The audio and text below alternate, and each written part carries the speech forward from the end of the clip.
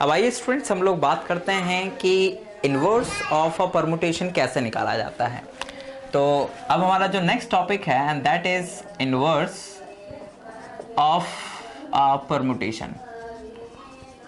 ठीक, तो inverse of a permutation कैसे निकाला जाता है, आइए इसके ऊपर बात करते हैं। तो स्टूडेंट्स ध्यान दीजिएगा कि पहले तो इसकी डेफिनेशन को मैं शॉर्ट में आपको बता दूं कि if f into g is equals to I, ठीक, यानी अगर दो परमुटेशन का प्रोडक्ट आइडेंटिटी परमुटेशन हो तो f and g are called inverse to each other. ठीक, मतलब दोनों एक दूसरे के इनवर्स परमुटेशन होंगे अगर उनका प्रोडक्ट आई आ जाता है। तो अगर हम लोगों को स्टूडेंट्स मान लीजिए कि एक क्वेश्चन दिया जाए और कहा जाए, सपोज दैट स्टूडेंट्स हमसे कहा गया है कि f, ये आप लोगों को मैं प्रोसेस भी बता रहा हूं स्टूडेंट्स कि कैसे किसी परमुटेशन का इनवर्स परमुटेशन निकाला जाता है। जैसे क्वेश्चन की मदद से समझते हैं स्टूडेंट्स के कैसे किसी भी परमुटेशन का इनवर्स निकाला जाता है।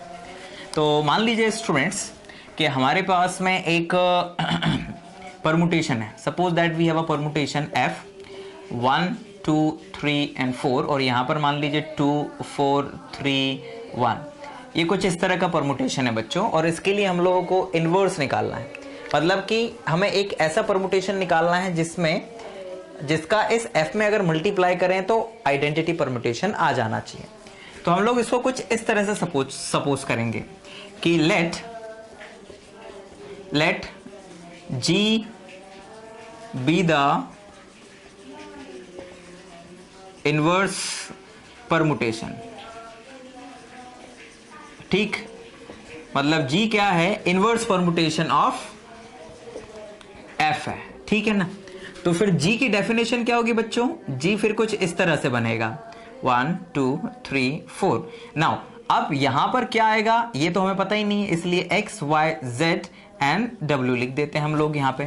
मतलब कि अब हम लोगों को इन x y z को इस तरह से फाइंड करना है कि ये f का इनवर्स हो। तो क्योंकि by the definition of inverse permutation f into g क्या हो जाना चाहिए, i हो जाना चाहिए, क्योंकि g f का इनवर्स है।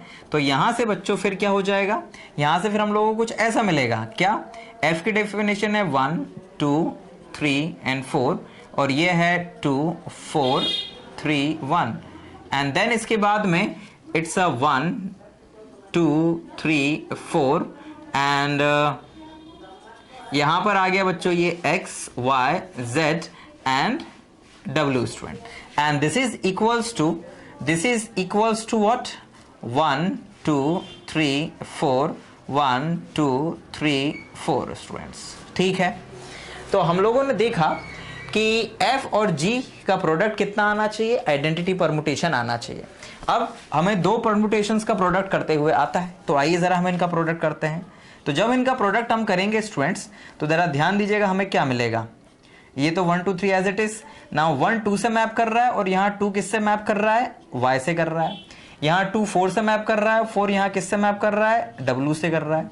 3 यहाँ 3 से मैप कर रहा है, राइट, यस, और 3 यहाँ पे z से मैप कर रहा है। और यहाँ 4 1 से और 1 किससे कर रहा है, x से कर रहा है। And this is equals to what, 1 2 3 4 1 2 3 4। ठीक, अब जरा ध्यान दीजिएगा 1 2 3 4 1 2 3 4। नाउ यहाँ 1 के नीचे y है, यहाँ 1 के नीचे क्या है, 1 है। इट मीन्स दैट कि y इज इक्वल्स टू कितना आएगा, 1 आएगा। यहाँ 2 के नीचे w है, यहाँ 2 के नीचे क्या है, 2 है। तो मतलब w इज इक्वल्स टू कितना आएगा, 2 आएगा। z इज इक्वल्स टू कितना आएगा, 3 आएगा। और x इज इक्वल्स टू कितना आएगा, 4 आएगा। तो हमारे पास y w z और x चारों की वैल्यू आ गई।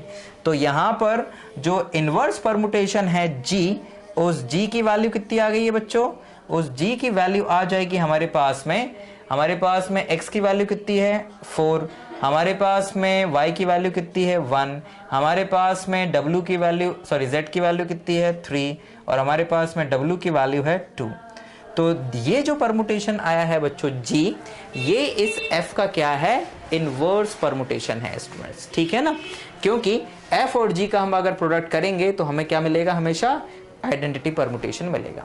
तो ये एक प्रोसेस है जिस प्रोसेस से आप किसी भी परमुटेशन का इनवर्स परमुटेशन निकाल सकते हैं।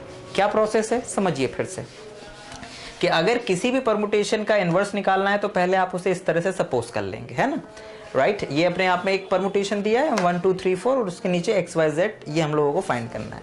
अब क्योंकि अगर ये दोनों एक दूसरे के इनवर्स हैं तो इन दोनों का प्रोडक्ट क्या होना चाहिए, आइडेंटिटी परमुटेशन होना चाहिए। तो हमने इनका प्रोडक्ट करा, फिर प्रोडक्ट किया तो जो प्रोडक्ट ऑफ परमुटेशन है उसकी डेफिनेशन से ये प्रोडक्ट आया। अब ये दोनों आपस में इक्वल हैं, तो आपस में इक्वल हैं तो ऊपर के सिंबल्स का ऑर्डर अगर सेम है तो नीचे के सिंबल्स भी इन सिंबल्स के इक्वल होंगे। तो इस तरह से हमारे पास में y, w, z और x की वैल्यूज आ गई और ये वैल्यूज को हमने यहाँ सब्स्टिट्यूट कर दिया तो we will get the value of g। और अगर चेक करना चाहते हो कि हमारा आंसर सही है कि नहीं है तो आप यहाँ पर f की वैल्यू लग दीजिए, मतलब कि f इंटू जी निकाल लीजिए, तो आपको अपने आप ही पता चल जाएगा कि आपने सही किया है कि नहीं किया है, ठीक।